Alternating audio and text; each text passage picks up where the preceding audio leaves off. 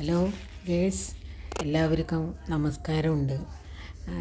എന്താ പറയുക, ഞാൻ സിനിമാ നടികളിൽ വെച്ചിട്ട് ഏറ്റവും എനിക്ക് ഏറ്റവും ഇഷ്ടപ്പെട്ട ഒരു നടിയാണ് കവിയൂർ പൊന്നമ്മ അമ്മ. ഞാൻ എൻ്റെ അമ്മയെപ്പോലെ തന്നെ ഞാൻ അവരെ എൻ്റെ മനസ്സിൻ്റെ ഉള്ളിൽ ഒത്തിരി ഒത്തിരി പറഞ്ഞാൽ എനിക്ക് തീരില്ല, അത്രമാത്രം എനിക്കിഷ്ടമാണ് അവരുടെ. മരണപ്പെട്ട വിവരം ഫേസ്ബുക്കിലൂടെ ഞാൻ അറിഞ്ഞു. വളരെ വിഷമമുണ്ട്. അമ്മയായാലും മക്കളായാലും ഒരു കാര്യം പറയാനുണ്ട്. അങ്ങോട്ടും ഇങ്ങോട്ടും പല പ്രശ്നങ്ങൾ ഉണ്ടാകുമായിരിക്കും. പക്ഷേ അയമ്മയുടെ ഒരു മകളേ ഉള്ളൂ അവർക്ക്. അതിന് വയസ്സാം കാലത്ത് ഇങ്ങനെ ബുദ്ധിമുട്ടിക്കരുതായിരുന്നു. അവരെന്നെ അടുത്തിരുത്തി നോക്കാമായിരുന്നു. അയമ്മ എന്തെങ്കിലും നിങ്ങളെ ചെയ്തിട്ടുണ്ടെങ്കിൽ പോലും അവരിനെ വിഷമിപ്പിക്കാതെ സ്നേഹിച്ച് മരിപ്പിക്കണമായിരുന്നു. അതാണ് ഒരു മക്കളിൻ്റെ ധർമ്മം എന്ന് പറയുന്നത്.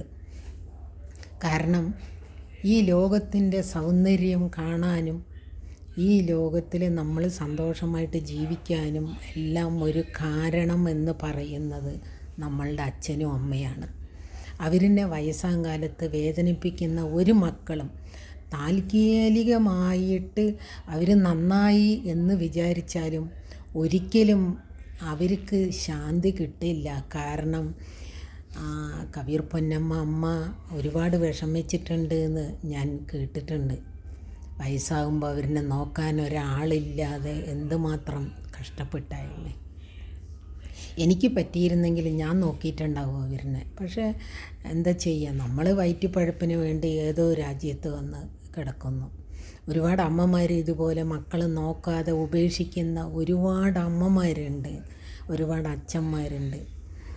ഈ മക്കൾ നോക്കാതെ അവരിനെ വൃദ്ധസദനത്തിലേക്ക് കൊണ്ടാക്കി, ഇല്ലെങ്കിൽ ഒറ്റപ്പെടുത്തി ജീവിച്ചിട്ട് അവർ മരിച്ചു കഴിഞ്ഞതിന് ശേഷം നിങ്ങൾ എന്ത് തന്നെ അവർക്ക് വേണ്ടി ചെയ്താലും, എന്ത് ദാനധർമ്മം ചെയ്താലും, എന്ത് തന്നെ നിങ്ങൾ എത്ര പൈസ ഉണ്ടാക്കിയാലും, എന്ത് ദാനധർമ്മം നിങ്ങൾ ചെയ്താലും സ്വന്തം അച്ഛനും അമ്മനെ നോക്കാത്ത മക്കൾ ഒരിക്കലും ജീവിതത്തിൽ അവർക്ക് ശാന്തി കിട്ടില്ല. പണത്തിൻ്റെ പേരിൽ ഞങ്ങൾ അഹങ്കരിക്കണോ എന്ന് വിചാരിച്ചാൽ പോലും അവസാനം ഇതേ സ്റ്റേജിൽ ഈ മക്കൾ എത്തുമ്പോൾ അന്നായിരിക്കും അച്ഛനും അമ്മയോടും ഞങ്ങൾ ചെയ്തത് തെറ്റായിരുന്നു എന്ന് ചിന്തിക്കുമ്പോഴേക്കും അച്ഛനും അമ്മയെല്ലാം നമ്മൾക്ക് നഷ്ടപ്പെട്ടിട്ടുണ്ടാവും. ഒരിക്കലും മക്കളെ നിങ്ങൾ അച്ഛനും അമ്മയെ വൃദ്ധസദനത്തിൽ കൊണ്ടാക്കി ഇതുപോലെ ഒരു വീട്ടിൽ ഒറ്റയ്ക്കിരുന്ന് കഷ്ടപ്പെട്ട് അവർക്ക് ബുദ്ധിമുട്ടുന്ന സമയത്ത് ഒരു ഗ്ലാസ് വെള്ളം പോലും എടുത്തു കൊടുക്കാൻ പറ്റാത്ത മക്കൾ ഈ ഭൂമിയിൽ മക്കളാണെന്ന് പറയുന്നതിൽ എന്തർത്ഥമുണ്ട്? ഒരു വയ്യാത്ത കാലത്ത് അച്ഛനും അമ്മയെ നോക്കുന്നവരാണ് യഥാർത്ഥത്തിൽ മക്കൾ.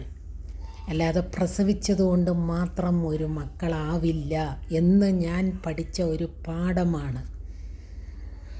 ഒരമ്മ 10 മാസം ഏറ്റി ചുമന്ന് പ്രസവിച്ചു, അത് എൻ്റെ മക്കളാണ് എന്ന് പറയുന്നതിലല്ല മക്കൾ. അവരെ വയസ്സാം കാലത്ത് അവരെ കൂട്ടിപ്പിടിച്ച് അവരിനെ സ്നേഹിച്ച് അവരിനെ നോക്കി അവരെ മരിപ്പിക്കുന്നവരാണ് അവരുടെ മക്കൾ.